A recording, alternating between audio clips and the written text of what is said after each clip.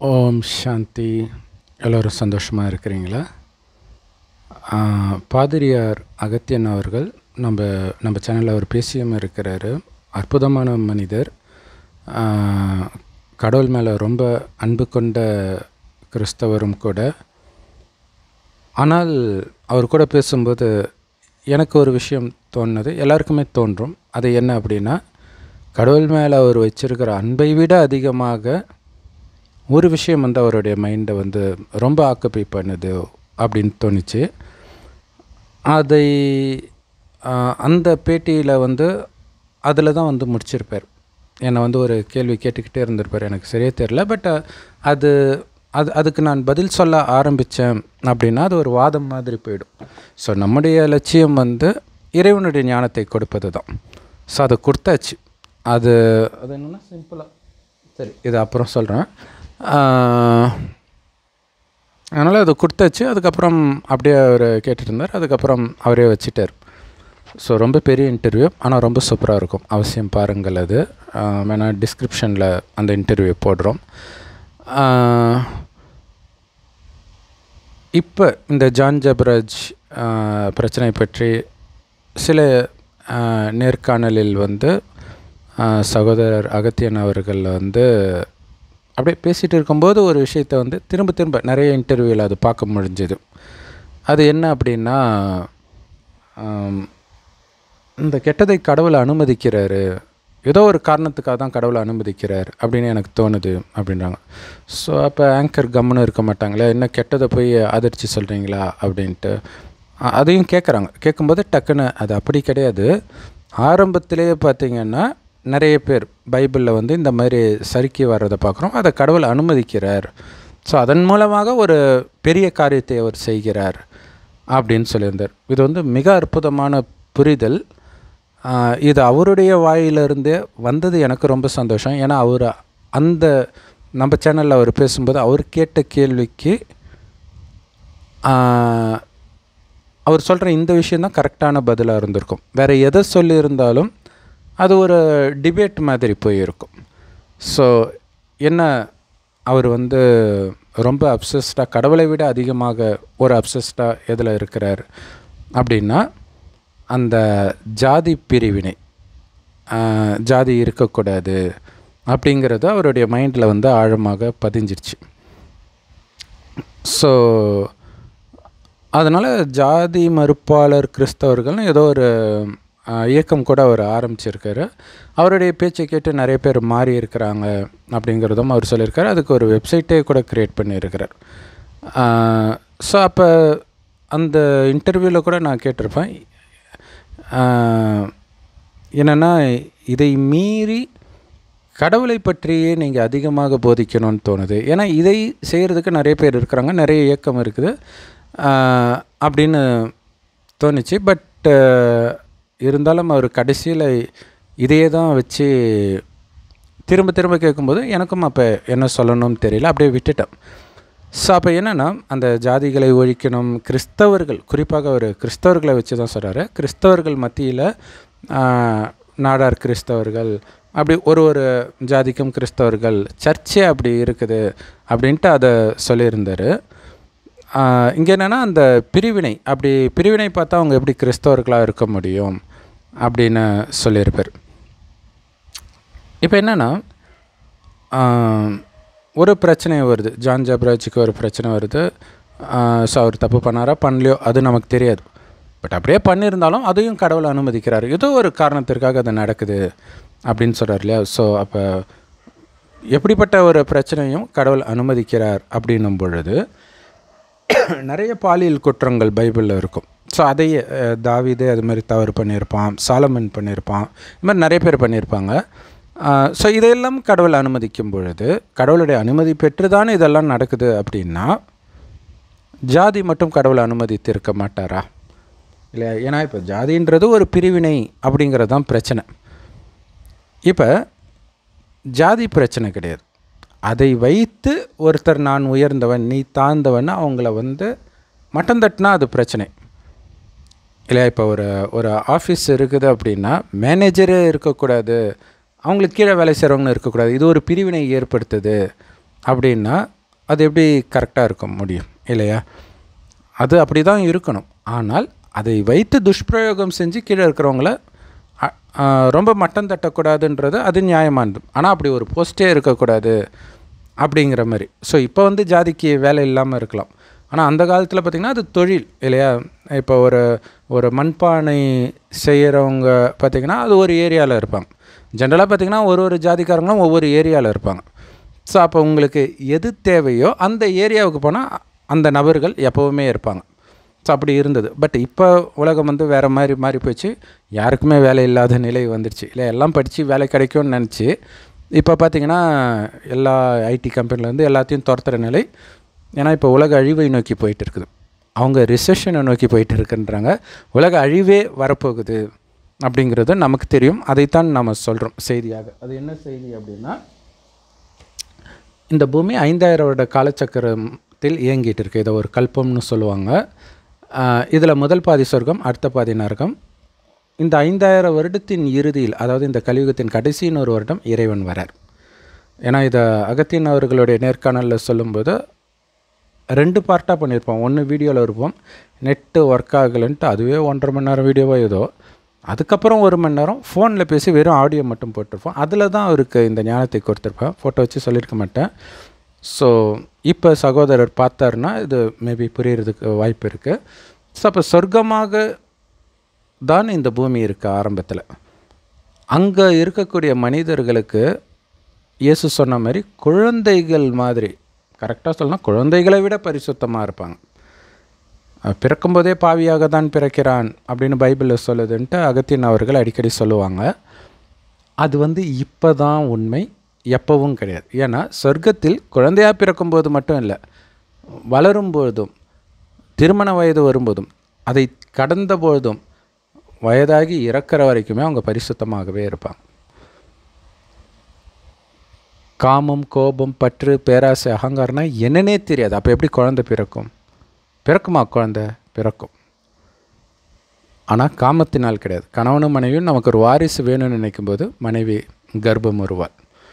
ஆனால் இந்த விஸ்தாரம் வந்து பைபிளில் இருக்காது. பட் ஆனால் அவங்க வந்து அந்த நிர்வாணத்தை பார்த்துட்டாங்க அப்படின்னோடனே இனிமேல்ட்டு நீ பிரசவ வலியில் பிரசவிப்பாய் அப்படின்ட்டு கடவுள் சொன்னதாக இருக்கும். ஸோ அப்போ ஒரு கிறிஸ்தவர்கிட்ட கேட்டேன், அப்போ அதுக்கு முன்னாடி எப்படி பிறக்கும்? அது கடவுள் ஏதாவது ஏற்பாடு வச்சுருந்துருப்பார். ஆனால் உங்களுக்கு தெரியாது இல்லை, அதுதான் விஷயம் இல்லையா? ஸோ அப்போ இது யாருக்கு தெரியும்? கடவுளுக்கு தான் தெரியும். ஸோ மதங்கள் எல்லாமே மனிதர்கள் தான் உருவாக்குறாங்க. ஆனால் அந்த மதத்தினர் இது கடவுளுடைய வார்த்தையை நம்புகிறாங்க. அது ஜஸ்ட் நம்பிக்கை தான். கடவுள் வந்து எதையும் படைக்கலை. ஆனால் இப்போ கடவுள் வந்து சொல்லிகிட்டு இருக்கிறார். இப்போ இந்த நேரம் எப்போவோ கிடையாது, இப்போ ஒரு வயோதிகர் உடலை வந்து சொல்கிறார். எப்படி இது கடவுள் தான் புரிஞ்சுக்கிறது? இந்த ஞானத்தை வச்சு புரிஞ்சிக்கலாம். ஒரு மதத்திலையும் எப்படி இருக்குன்னா, எல்லா மதமே ஃபில் இன் த பிளாங்க்ஸ் மாதிரி தான் இருக்கும். அப்படியே வந்துக்கிட்டே இருக்கும், திடீர்னு பார்த்திங்கன்னா நடுவில் பிளாங்க், அப்புறம் வந்துக்கிட்டே இருக்கும், மறுபடியும் பிளாங்க். அந்த ஒரு இது இருக்காது. ஸோ அதை தான் நம்ம சொன்னோம். எப்படி அதுக்கு முன்னாடி எப்படி குழந்தை பிறந்திருக்கும் அப்படின்னா பதில் கிடையாது. ஸோ அதே மாதிரி இந்து மதத்தில் பார்த்திங்கன்னா அஷ்டலக்ஷ்மி அப்படின்னு சொல்லுவோம். மனிதனுடைய புத்தியினால் சின்ன சின்ன விஷயம் கூட யோசிக்க முடியாதுன்றதுக்கு இது ஒரு பெரிய உதாரணம். ஏன்னா இப்போ கடவுள் சொல்கிறார், அந்த சொர்க்கத்தில் ராஜ்யம் இருக்கும், ராஜராணி ஆட்சி. அதில் நம்பர் 1 ராஜா, அதாவது ஆரம்பத்தில் முதல் மகாராஜா யாருன்னா ஸ்ரீ நாராயணன், ராணி மகாலட்சுமி. அதனால்தான் சொர்க்கவாசல் திறப்புழா பெருமாள் கோயிலில் கொண்டாடுறாங்க. ஏன்னா சொர்க்கத்தின் முதல் மகாராஜா. உலகத்திலே எந்த நாட்டிலையும் எந்த மதத்திலும் சொர்க்கவாசல் திறப்புழா இருக்காது, இந்து மதத்தை தவிர.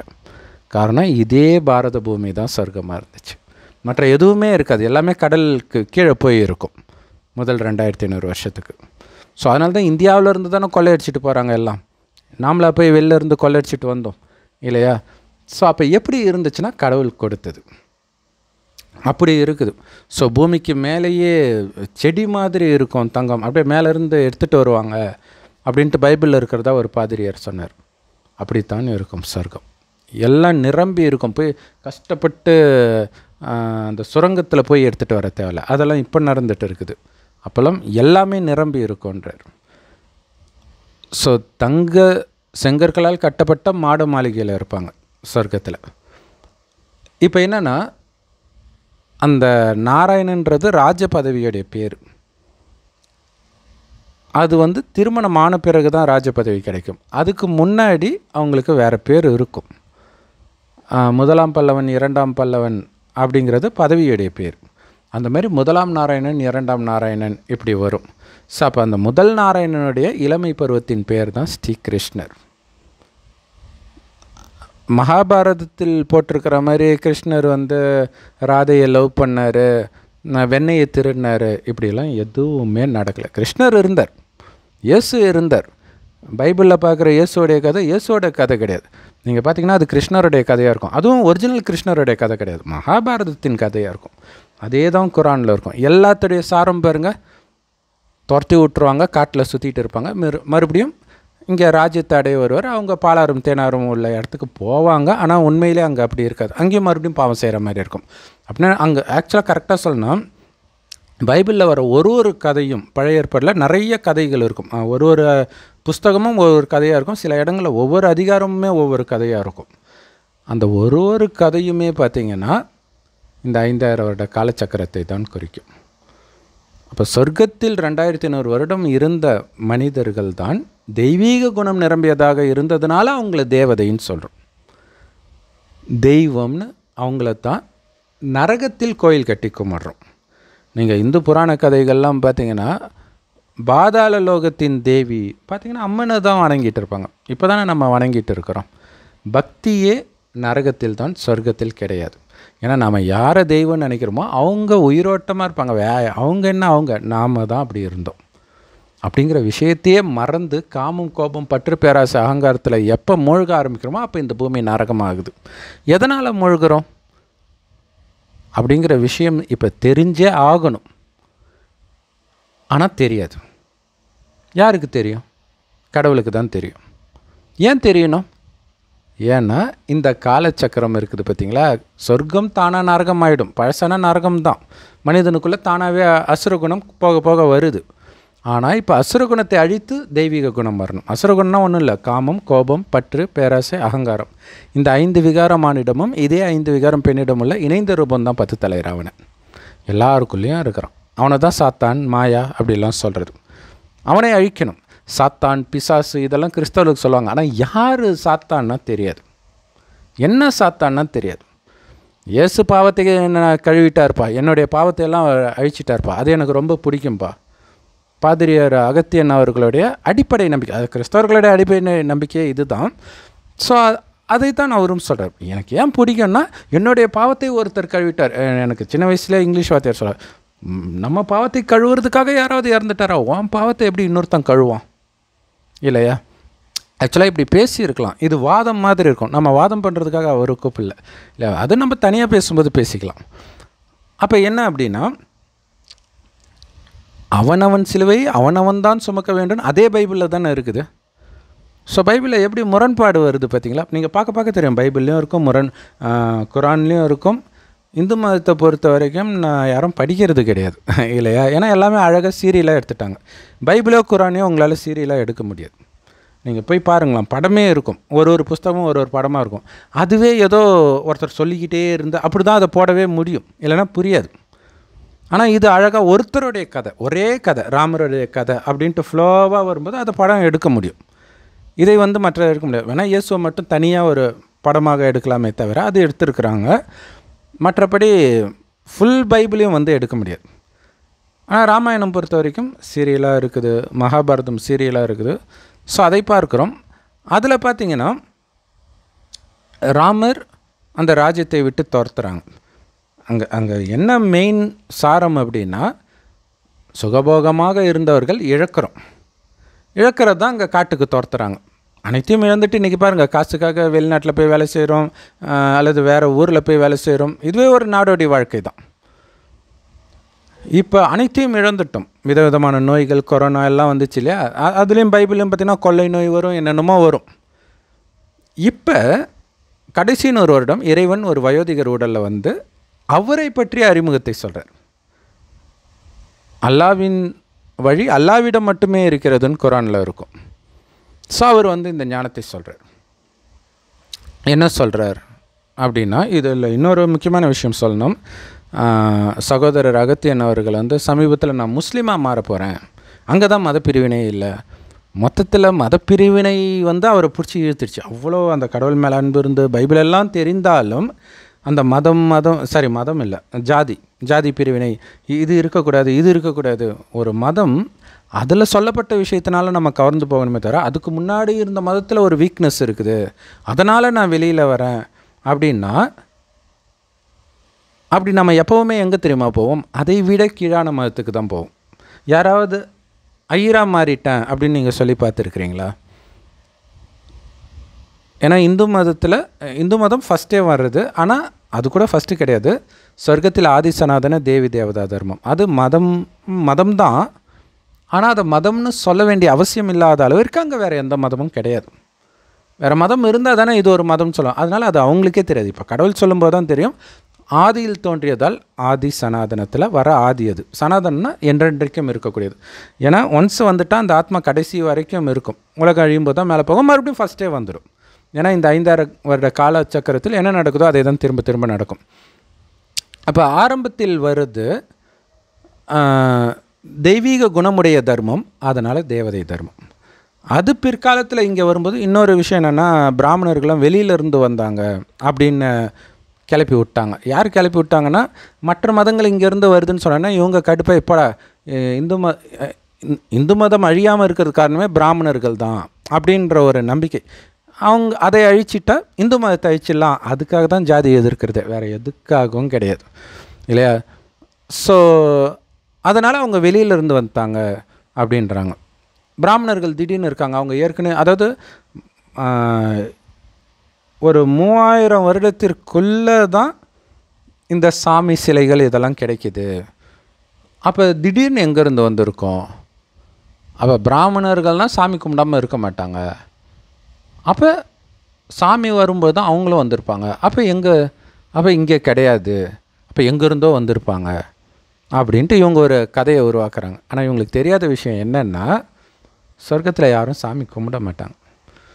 இங்கே தான் துக்கம் வரும்போது மனிதனுக்கு, ஏன்னா கடவுள்கிட்ட நேரடியாக ஞானம் எடுத்தவர்கள், ஏற்கனவே பக்தி செஞ்சவர்கள் தான். அடுத்தது உலகம் அழிந்து சொர்க்கமாகும்போது பிறக்கிறோம். ஆனாலும் அது ஆழமாக உள்ளே இருக்கும். சொர்க்கத்தில் துக்கம் வராது, அதனால் கடவுளை பற்றி நினைக்க மாட்டாங்க. நரகத்தில் துக்கம் வரும்போது தான் கடவுளை பற்றிய நினைவு வரும். அப்போ முதலாக உலகத்திலே கட்டப்பட்ட கோயில் பார்த்திங்கன்னா குஜராத்தில் உள்ள சோமநாதர் ஆலயம் பல முறை இடிக்கப்பட்டு கட்டப்பட்டது. இதைத்தான் அங்கே சாலமன் கோயில் கட்டினார் அப்படின்ட்டு இருக்கும். செல்வ செழிப்பாக இருக்கிறது ஃபுல்லாகவே அது இங்கத்தைய விஷயம். சர்ச்சிலேயே தங்கத்தையும் வைரத்தையும் வைப்பாங்க, இந்து கோயிலில் தான் வைப்பாங்க இல்லையா? ஸோ அங்கே தங்கம் வைரம்லாம் வச்சுருந்தாரு, அதை கொள்ளையடிச்சிட்டு போயிட்டாங்க, எல்லாமே இங்கத்துடைய கதை தான். அதை இடிச்சிட்டு போனாங்கன்றது உட்பட அங்கே இருக்கும். இன்னும் கேட்டிங்கன்னா அதில் சொல்லப்பட்ட விஷயங்கள் எல்லாமே பார்த்திங்கன்னா அந்த பூஜை முறை எல்லாமே இந்து மதத்தின் முறையாகத்தான் இருக்கும். ஸோ அப்போ இங்கே தான் வேதங்கள் மதங்கள் எல்லாமே வருது. எப்படி வருதுன்னா, சொர்க்கத்தில் ஆத்மான்ற உணர்வில் இருப்பாங்க, அதாவது உயிர், அது பூர்வமத்தில் நட்சத்திரம் மாதிரி ஜொலிக்கினால்தான் இங்கே பொட்டு வைக்கிற பழக்கம் இருக்குது. தெரிஞ்சு வைக்கலை, அதோடைய நினைவார்த்தம். சரி, எல்லாமே பக்தி எல்லாமே நினைவார்த்தம் தானே. ஏன் பண்ணுறோம், எதுக்கு பண்ணுறோம், எதுவுமே தெரியல. நமக்காக ஒருத்தர் இறந்தாருன்றது குழந்தைக்கு கூட புரியும் அது சாத்தியம் இல்லைன்ட்டு. ஆனால் கிறிஸ்தவர்களுக்கு அது புரியாது. அதை தான் அவர் கேட்குறார். நான் பேசுகிறதெல்லாம் உனக்கு புரியுது சரவணா, ஆனால் நீ பேசுகிறது மட்டும் ஏன் எனக்கு புரிய மாட்டேங்குது அப்படிங்கிறார். என்ன சொல்கிறது, யோசித்து பார்த்தா உங்களுக்கே புரியும் ஆன்சர் இல்லையா? சரி, அது உண்மை தான். அவங்க இப்போ பார்த்திங்கன்னா முஸ்லீம்களுக்கு, ஏன்னா அதுதான் முக்கியமான மதங்களில் கடைசியாக வந்த மதம், அவங்க பேசுகிறது கிறிஸ்தவர்களுக்கு புரியும், அதுக்கு முன்னாடி வந்த எல்லா மதத்தினருக்கும் புரியும். ஆனால் மற்ற மதத்தில் உள்ள எதுவுமே அவங்களுக்கு புரியாது. ஏன் புரியல? அதேமாதிரி கிறிஸ்தவர்கள் பேசுகிறது முஸ்லீம்களுக்கு புரியாது, கிறிஸ்தவர்களுக்கு முன்னாடி வந்தவர்களுக்கு புரியும். ஸோ அடுத்தது இந்து மதத்தில் உள்ள விஷயம் யாருக்குமே புரியாது, ஏன்னா அது முதல்ல வந்தது, அதுக்கப்புறம் உள்ளவர்களுக்கு புரியாது. ஏன் அப்படின்னு கேட்டால் என்ன சொல்கிறது, அது அப்படி தான் சொல்ல முடியும் இல்லையா? ஒரு சிலருக்கு மேத்ஸ் வருது, ஏன் வருதுன்னு என்ன சொல்ல முடியும்? அது அப்படி தான் இருக்கும் அப்படின்னு தான் கடவுள் சொல்கிறார். ஏன்னா கடவுள் இந்த ஞானத்தை சொல்லும்போதே என்ன சொல்கிறாருன்னா, ஒரே ஒரு விஷயம் சொல்லிடலாம். பைபிளில் சொர்க்கத்தின் பாதை இடுகளானதுன்ட்டு இருக்குது. உலகம் ஃபுல்லாக கிறிஸ்தவர்கள் தான் அதிகமாக இருக்கிறாங்க இல்லையா? அப்படின்னா என்ன அர்த்தம்? கிறிஸ்தவர்கள் சொர்க்கத்துக்கு போகிறதா இருந்தால் சொர்க்கத்தின் பாதை இடுகளானதுன்னு இருக்காது. அதேமாதிரி குரானில் எப்படி இருக்கும் அப்படின்னா, அதுவுமே திட்டத்தட்ட கிறிஸ்தவர்களுக்கு ஈக்குவலான அதிக மக்கள் கொண்ட மதம் தான் நினைக்கிறேன், அல்லது ரெண்டாவதாக இருக்கும். அதில் என்ன போட்டிருக்குன்னா, சொற்பமானவர்கள் மட்டுமே சொர்க்கத்திற்கு போக முடியும் அப்படின்னு சொல்கிறது. ஸோ அப்படின்னா எந்த மதத்தில் அவ்வளோ கம்மியானவர்கள் இருக்கிறாங்க இல்லையா? இப்போ கடவுள் இந்த ஞானத்தை கொடுக்கிறார் இல்லையா? இந்த ஞானம் கோடியில் சிலர் மட்டுமே எடுப்பார்கள்ன்ற. ஏன்னா இது சும்மா எடுக்கிறது கிடையாது. போய் சர்ச்சுக்கு போகிறது, விழுந்து கும்பிட்றது அப்படின்னா அது ஈஸியாக பண்ணிடலாம். இங்கே சொர்க்கத்தில் என்ன குணம் இருந்துச்சோ அதே குணத்தை நீங்கள் எடுத்துகிட்டு வரணும். ஏன்னா ஆத்மா ஒரு ஜென்மத்திலேருந்து அடுத்த ஜென்மத்துக்கு குணத்தை தான் எடுத்துகிட்டு போகும். ஏன் இப்போ இருக்கிற குழந்தைங்கள்லாம் ரொம்ப எல்லாத்துலேயும் மோசமாக சின்ன வயசுலேயே ஆகிடுறாங்க? எல்லா குணமும், காமம், கோபம், பற்று, பேராசை, அகங்காரம், இப்போல்லாம் குழந்தைங்கள வளர்க்குறது அவ்வளோ கஷ்டம் அப்படிங்கிறத நம்ம பார்க்க முடியும். ஆனால் நம்ம அப்பா அம்மாவுக்கு நம்ம குழந்தையாக இருக்கும்போது அப்படி தெரியல. அப்படின்னா என்ன அர்த்தம்னா, நாளுக்கு நாள் ஆத்மா ஒரே ஆத்மா தான். தாத்தாவாக இருந்தது தான் இறந்து இப்போ குழந்தையாக பிறகுது. அப்போ இந்த உலகம் மோசமாக ஆன பிறகு அந்த குணம் அடுத்தது குழந்தையாக பிறக்கும்போது அது சீக்கிரமாக வெளிப்பட ஆரம்பிக்குது, அக்ரெசிவ் பிஹேவியர். ஸோ அப்படி கீழான நிலையை நாம் அடையிறோம். இப்போ இறைவன் மேலான நிலை, சொர்க்கத்தில் எப்படி தெரியுமா இருந்தீங்க? தேவையில்லாமல் பேசவே மாட்டீங்க, ரொம்ப கம்மியாக பேசுவீங்க. அந்த கம்மியாக பேசுகிறதும் ரொம்ப அமைதியாக இனிமையாக பேசுவீங்க அப்படின்னு கடவுள் சொல்கிறார். ஒரு விதத்தில் மணிரத்னம் படம் மக்களுக்கு பிடிச்சதுக்கு அது ஒரு காரணம். ஏன்னா அது சொர்க்கத்தின் குணத்தை வெளிப்படுத்துது. அந்த பேசுகிற விதம் ரொம்ப இல்லையா, ஒரு வேர்டில் முடிஞ்சிடும், தேவையில்லாமல் வளவலன்னு இருக்காது. இதுக்கு முன்னாடி அப்படி இருந்துச்சு, மேபி இப்போ அப்படி இருக்குதான்னு தெரியல. ஸோ இப்போ சொர்க்கத்தில் காமம், கோபம், பற்று, பேராசை, அகங்காரம்னா என்னன்னே தெரியாது. இப்போ அந்த நிலையை நீங்கள் அடையணுன்ற. அதுக்கு என்ன பண்ணணும்? ஃபஸ்ட்டு காமம், கோபம், பற்று, பேராசை, அகங்காரம் இதை விடணும். மெயினாக காமத்தை. ஏன்னா இப்போ கோபம் இதெல்லாம் எந்த நேரம் வரும்னே தெரியாது இல்லையா? பற்று எப்படி வருதுன்னே தெரியாது. பேராசை, அகங்காரம் அதை தூண்டக்கூடிய குணம் சூழ்நிலை வரும்போது வந்துடும். ஆனால் இந்த காமம் பொறுத்த வரைக்கும் இல்லையா, உடல் சம்பந்தப்பட்ட விஷயம், ஆண் பெண் சேர்றது, அதை தடுக்க முடியும் இல்லையா? ஸோ அது எடுத்த உடனே அதை நிறுத்திடணும். ஆனால் காமம்ன்றது அது மட்டும் கிடையாது. இயேசு சொல்லுவார் இல்லையா, ஒரு பொண்ணை இச்சையாக பார்த்தாலே நீ விபச்சாரம் பண்ணிட்ட ராஜா அப்படின்றார் இல்லையா? அதுவும் காமம் தான். பார்க்குறது இச்சையாக பார்த்தாலே காமம் தான். அதையும் கட் பண்ணணும். பார்க்கறது மட்டும் கிடையாது, இயேசு சொன்னது கூட ஈஸி. பார்க்கறது மட்டும் இல்லை, மனதில் அந்த எண்ணம் கூட வரக்கூடாது. யாருக்கு சொல்கிறாரு கடவுள்? அதுலேயே மூழ்கி இருக்கிறாங்க கலியுகத்தில். அந்த நேரத்தில் சொல்கிறார். இங்கே கடவுள் கொடுக்குற ஞானம் தான் மகாபாரதத்தில் கிருஷ்ணர் சொன்ன மாதிரி, ராமாயணத்தில் ராமர் சொன்ன மாதிரி, பைபிளில் இயேசு சொன்ன மாதிரி, குரானில் நபி சொன்ன மாதிரி வெளிப்பட்டுருச்சு. ஆனால் குரானில் கடவுளே பேசுகிற மாதிரி இருக்கும், பைபிள்லேயும் பழைய ஏற்பாட்டில் கடவுளே பேசுகிற மாதிரி தான் இருக்கும். ஸோ இது கடவுள் இப்போ சொல்கிறது. இதுதான் பாவிகளை ரசிக்கவே நான் வந்தேன் அப்படின்ட்டு இயேசு சொன்ன. அது ஆக்சுவலாக கடவுள் சொல்கிறது. ஏன்னா இயேசு வரும்போது எந்த பாவியும் கிடையாது. அவர் வர்றது கிறிஸ்தவ மதத்திற்கு தான். கிறிஸ்தவ ஆத்மாக்கள் எல்லாம் மேலே இருக்கிறாங்க, கீழே வரல. இயேசு தான் முதல்ல வரார். ஸோ இது இன்னும் ஈஸியாக புரிய வைக்க ட்ரை பண்ணுறேன். என்ன அப்படின்னா, இறைவன் இருக்கிற இடம் இதுதான், செம்பொன் நிறமான ஒளி உலகம். இதைத்தான் பரலோகம்னு கிறிஸ்தவர்களும் பரந்தாமம்னு இந்துக்களும் சொல்கிறாங்க. ஆனால் அது எங்கே இருக்குதுன்னு கிறிஸ்தவர்களுக்கும் தெரியாது, இந்துக்களுக்கும் தெரியாது. இப்போ கடவுள் சொல்லணும்னா நமக்கும் தெரியாது. ஸோ கடவுள் சொல்கிறாரு, இங்கே தான் கடவுள் இருக்கிறார். சின்ன கண்ணுக்கு தெரியாத நுட்பமான ஒளிப்புள்ளி. கடவுள்னு தெரியணுன்றதுக்காக கொஞ்சம் பெருசாக நம்ம போட்டிருக்கிறோம். ஆனால் அவர் இப்படியெல்லாம் கண்ணுக்கு தெரிகிற அளவெல்லாம் இருக்க முடியாது. கண்ணுக்கே தெரியாது. அதாவது உலகத்திலே ரொம்ப சின்ன பொருள் கடவுள் தான். கடவுள் மட்டும் இல்லை, நாமளும் தான். அதாவது ஆத்மா, உயிர், அதுதான் நாம். இந்த உடம்பு கிடையாது. உடம்புன்னு நினச்சது தான் பிரச்சனை. நரகத்தில் ஏன் காம கோபத்தில் விழுறோன்னா உடம்புன்ற உணர்வுக்கு வந்துட்டோம். சொர்க்கத்தில் தன்னையும் ஆத்மானு வந்து பிறரையும் ஆத்மான்னு தான் நினச்சி பேசுவாங்க. ஆத்மா தான் கண் வழியாக பார்க்குது, வாய் வழியாக பேசுது, அனைத்தையும் பண்ணுது. தலைவர் வெளில போயிட்டார்னா கண் இருக்கும் பார்க்காது, வாய் இருக்கும் பேசாது. ஸோ இந்த உணர்வுலேயே இருப்பாங்க 24 மணி நேரம். நான் ஆத்மான்ற உணர்வில் ஒரு ஒலி இன்னொரு ஒலிக்கிட்ட பேசிகிட்டு இருக்குதுன்ற உணர்வில் இருக்கிற காரணத்தினால சொர்க்கத்தில் அவ்வளோ அழகாக ஆண்களும் பெண்களும் இருந்தாலும் சரீர கவர்ச்சியில் சிக்க மாட்டாங்க. மாறாக சதா ஆனந்தமும் அமைதியும் இருக்கும். காரணம் ஆத்மாவுடைய உண்மையான குணமே அமைதியும் ஆனந்தமும். சச்சிதானந்த ஸ்வரூபம்னுவாங்க இல்லையா, அது கடவுளுக்கு மட்டும் இல்லை, ஆத்மாவுக்குமே பொருந்தும். ஆனால் 2500 வருஷம் கழிச்சு என்ன ஆகுனா கொஞ்சமாக ஆத்மா சக்தி இழக்கும்.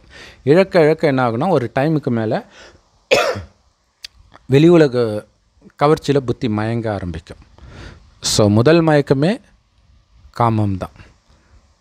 ஒன்றும் இல்லை, மனைவியை தான் பேசிட்டு அப்படி ரெண்டாவது திரும்புவோம். அதாவது ஏதோ ஒன்று பிடிச்சி இழுக்குது ஸ்லைட்டாக. அது காரணம் என்ன, ஆத்மா சக்தி இழுக்கும்போது இழுக்குது. ஆனால் நம்ம என்ன நினச்சிட்டோம், இப்போ இருக்கிற காலகட்டத்தை வச்சு காமமே இயற்கை, எப்போவுமே இருக்குது அப்படி புரிஞ்சுக்கிறோம். அப்படி கிடையாது.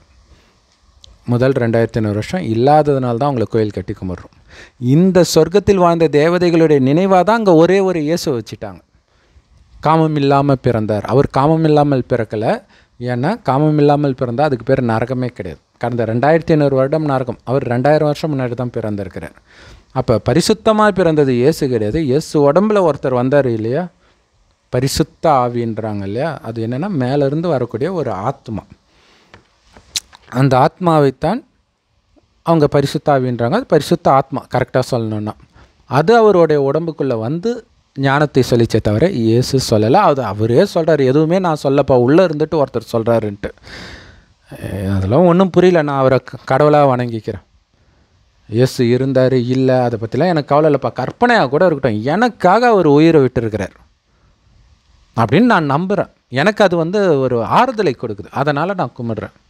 இதுதான் சகோதரர் அகத்தியன் அவர்களுடைய பதில். எல்லா கிறிஸ்தவர்களுடைய மனநிலையும் இது தான். அவர் வந்து அழகாக அதை வார்த்தையில் சொல்கிறார், மற்றவங்க அதை சொல்கிறதுக்கு கண்ணை மூடிட்டு இயேசு நல்லவர், கர்த்தர் நல்லவர் அப்படி சொல்லிகிட்டு இருக்கிறாங்க. ஸோ இங்கே தான் இந்த காமம் ஸ்லைட்டாக சலனமாகிறது மனைவியை பார்த்து. அப்படி தான் வருது. ஸோ அது ஸ்லைட்டாக வருது. அப்போ தான் இயேசுவுமே பிறக்கிறார். 500 வருஷம் கழிச்சு, நரகமாகி 500 வருடம் கழித்து தான் அவர் பிறக்கிறார். அப்போ உண்மையிலே அந்த மகிமை பரிசுத்தமாக பிறந்தது இயேசு கிடையாது, அவர் உடம்புல வந்த ஆத்மா. ஏன்னா அது காமத்தினால் மட்டும் கிடையாது, காமத்தினாலேயோ அல்லது பெண்ணின் கர்ப்பத்தின் மூலமாக கூட பிறக்கிறது இல்லை. ஸ்ட்ரைட்டாக இயேசு உடம்புக்குள்ளே போகுது. இன்றைக்கி கிறிஸ்தவர்கள் கொடுக்குற மரியாதை உண்மையிலே அது இயேசுவுக்கான மரியாதை கிடையாது, கிறிஸ்துவுக்கான மரியாதை. அவங்க கிறிஸ்துவோடைய பிறந்தநாள் தானே கொண்டாடுறாங்க கிறிஸ்மஸ்ன்ட்டு. இயேசுவோடைய பிறந்தநாளையாக கொண்டாடுறாங்க. ஸோ அப்போ அவங்க இயேசுடைய பிறந்தநாள் நினச்சிக்கிறாங்க. வெளியில் என்னத்தை தொங்க விடுறாங்க, நட்சத்திரத்தை தானே தொங்க விடுறாங்க. அதை தான் நம்ம சொல்கிறோம், ஆத்மா சின்ன நட்சத்திரம் மாதிரி, கண்ணுக்கு தெரியாத நுட்பமான ஒளிப்புள்ளி அப்படி இருக்கும் அப்படின்னு சொல்கிறோம். ஸோ அது வந்து இயேசு உடம்புல வருது. அப்போ தூய்மையாக அவருக்கு ஜென்மம் கொடுத்தது யார்? இயேசு தான். அப்போ அந்த புனித மேரி அப்படிங்கிறது அங்கே பெண்ணாக காட்டி இருந்தாலும் அது உண்மையில் ஆண் உடலை கொண்ட இயேசுவைத்தான் குறிக்கிறது. மற்றபடி பார்த்திங்கன்னா அந்த மேரிக்கு மரியாதை செலுத்துகிற மாதிரி பைபிளில் எந்த இடத்துலையும் இருக்காது. இன்னும் கேட்டிங்கன்னா அவங்க அம்மா வந்திருக்கிறாங்க, சகோதரர் வந்திருக்கிறாங்க அப்படின்ட்டு அவர்கிட்ட சொல்லும் பொழுது, யார் சகோதரர் யார் அம்மா, என் பிதாவின் சித்தத்தின்படி நடக்கிற நீங்கள் தான் எனக்கு அம்மா சகோதரர் எல்லாமே அப்படின்னு சொல்லுவார் இல்லை, நிராகரிக்கிறார் ஆக்சுவலாக அவங்க அம்மாவை. ஸோ அப்போ எப்படி வந்த மகிமை பாடுறது கரெக்டு தான், ஆர்சி சர்ச்சில் மகிமை பாடுறாங்க. ஆனால் அந்த மகிமைக்குரியவர் இயேசுவோடைய உடம்பை பெற்ற அம்மா கிடையாது, அந்த கிறிஸ்து ஆத்மாவுக்கு உடம்பை கொடுத்த அம்மாவாகிய இயேசு. அது ஆக்சுவலாக எங்கேருந்து தெரியுமா வருது நினைவு? இப்போ இறைவன் வரார் இல்லையா, ஆக்சுவலாக இப்போ நடக்கிறதோடைய விஷயம்தான் எல்லா மதத்திலும் வெளிப்பட்டிருக்கும். கடவுள் வராரு, அவரைத்தான் சிவன் இந்துக்களும் பரமபிதான்னு கிறிஸ்தவர்களும் அல்லான்னு முஸ்லீம்களும் சொல்கிறாங்க. ஆனால் யாருக்குமே அல்லாவை பற்றியோ சிவனை பற்றியெல்லாம் தெரியாது. அவரே வந்து சொன்னால் தான் அவரை பற்றி தெரியும். அவர் ஒரு வயோதிகர் உடலில் வரார். அந்த வயோதிகருக்கு பிரம்மான் பேர் வைக்கிறார். இந்த பிரம்மாவைத்தான் ஆதாம்ன்ட்டு பைபிள் குரானில் சொல்கிறாங்க, ஆதி தகப்பன் அப்படின்ட்டு. அவங்க என்ன நினச்சிக்கிறாங்க, மண்ணிலிருந்து எழுப்பினார் பிள்ளை இருக்கு. மண்ணிலிருந்து எழுப்பல, மண்ணினாலான இந்த உடலின் உணர்விலேயே மூழ்கி கிடக்கக்கூடிய, இன்னும் கரெக்டாக சொல்லணும்னா பஞ்ச தத்துவத்தினாலான இந்த உடல். ஏன்னா மண்ணுன்னு சொன்னால் இப்போ மண்ணிலேருந்து தயாரிச்சாங்கன்னு நினச்சிக்கோங்க. அப்படி கிடையாது. பஞ்ச தத்துவத்தினாலான இந்த உடல்லே மூழ்கி, உடலின் உணர்வுகளில், உடலின் சுகத்தில் மூழ்கி கிடக்கிற, புலன் இன்பத்தில் மூழ்கி கிடக்கிற, காமத்தில் மூழ்கி கிடக்கிற மனிதனை, தம்பி நீ உடம்பு கிடையாது ஆத்மான்னு கடவுளை எழுப்புறார். அவர்கிட்ட இருக்கிற ஞானத்தை கொடுத்து, அவருக்கு உடம்பு கிடையாது, அவருடைய சுவாசத்தை கொடுத்து எழுப்புறதுக்கு, அதில் ஜீவ சுவாசத்தை கொடுத்து எழுப்பினேன் அப்படின்ட்டு இருக்கும். ஸோ அங்கே வந்து ஒரு ஓமையாக சொல்லப்பட்ட விஷயம். ஓமையை பிடிச்சிட்டாங்க, உண்மையை விட்டுட்டாங்க. உண்மை அவங்களுக்கும் தெரியாது. அதை படித்தா நமக்கு மட்டும் என்ன புரியும்?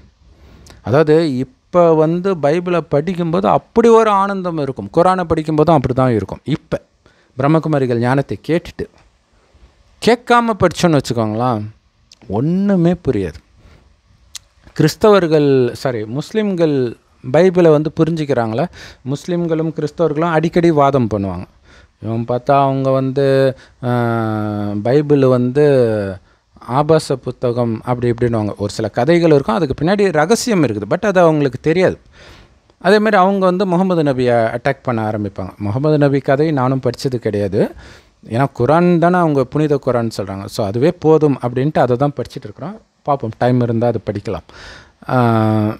ஸோ ஆனால் இந்த ஞானம் நான் இந்த ஞானம் கேட்பதற்கு முன்பும் படிச்சிருக்கிறேன் பைபிள். அது எப்படி இருக்குன்னா, ஒரு சில விஷயங்கள் சூப்பராக இருக்கும்.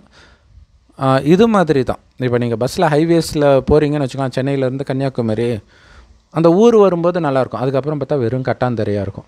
அப்புறம் மறுபடியும் ஊர் வரும்போதோ அல்லது ஒரு அந்த வயல்வெளியெலாம் வந்தால் நல்லாயிருக்கும். அதுக்கப்புறம் பார்த்தா வெறும் கட்டாந்தரை, முள்ளுச்செடி இருக்கும். சில சமயம் அதுவுமே இருக்காது, ஒன்றுமே இருக்காது. அந்த மாதிரி தான் பைபிள் அனுபவமாகும். இந்த ஞானம் தெரியாமல் படிக்கும்போது ஒன்றுமே இல்லாத மாதிரி இருக்கும், கொஞ்சம் நேரம் கழிச்சு இருக்கும். ஆக்சுவலி இப்போயுமே அப்படி தான் இருக்கும், பட் இருந்தாலும் ஆமாம், இப்போவுமே ஃபுல்லாகவே சூப்பராக இருக்கும்னு சொல்லிட முடியாது. கொஞ்சம் நேரம் போக போக போக, ஆனால் அப்போ வந்து ரொம்பவே மோசம். அதாவது எப்படின்னா, கட்டாந்தரை மாதிரி இருந்தால் பரவாயில்ல, சில இடங்கள் வந்து ரொம்ப மோசமாக, என்னடா இவ்வளோ மோசமாக இருக்குதுன்ற மாதிரி இருக்கும். நிறைய விஷயங்கள் காமம் சார்ந்த, அப்பாவோட லோத்தோட மகள் காமத்தில் ஈடுபடுற, அதுக்கு பின்னாடிலாம் ஆன்மீக ரகசியம் இருக்குது, அது நம்ம நிறைய வீடியோவில் போட்டிருக்கிறோம். பட் இந்த ஞானம் தெரியாமல் பார்க்கும்போது ரொம்ப வக்கரமாக இருக்கும். ஸோ இந்த விஷயங்கள் தான் நடந்துட்டுருக்கு. ஸோ இப்போ இந்த ஞானம் இதுதான் இங்கே அப்படி வெளிப்பட்டு இருக்குது அப்படின்னும்போது தான் நமக்கு புரியுது, ஓ இதுதான் இதோடைய அர்த்தம். உதாரணத்துக்கு இது பார்த்திங்கன்னா எல்லா மதத்துலேயும் இருக்கும், அதுதான் இங்கே முக்கியமான விஷயம். என்னென்னா, அந்த ஊரில் வந்து காமம் சார்ந்த தவறுகள் அதிகமாக நடக்குது. லோத்து இருக்கிற ஊரில் ஓரினச்சேர்க்கை இருக்குது. அப்போ கடவுள் வந்து, நான் இந்த ஊரை எரிக்க போகிறேன், போயிடுங்க. அதாவது அவங்க லோத்துன்றவர் மட்டும் கடவுளுக்கு பயந்தவராக இருப்பார். அப்படி இருக்க வாய்ப்பு இருக்கா? நீங்களே யோசிச்சுப்பாங்க. ஒரு ஊரே மோசமாகிடுச்சான், ஒரே ஒரு குடும்பம் மட்டும் நல்லதாக இருக்க வாய்ப்பு இருக்கா? வாய்ப்பே கிடையாது. ஏன்னா கடவுள் சொல்கிறார், சொர்க்கத்தில் ஒரு கெட்டவங்க கூட கிடையாது, நரகத்தில் ஒரு நல்லவங்க கூட கிடையாது அப்படிங்கிறார். ஆரம்பத்தில் இருந்தே, இயேசுக்கு முன்னாடியிலேருந்தே அப்படி தான். அதனால தான் இயேசு சொல்கிறார், பிதாவை தவிர எவனுமே பரிசுத்தமானவன் இல்லை, என்னை போய் நீ பரிசுத்தமானவன்றியே.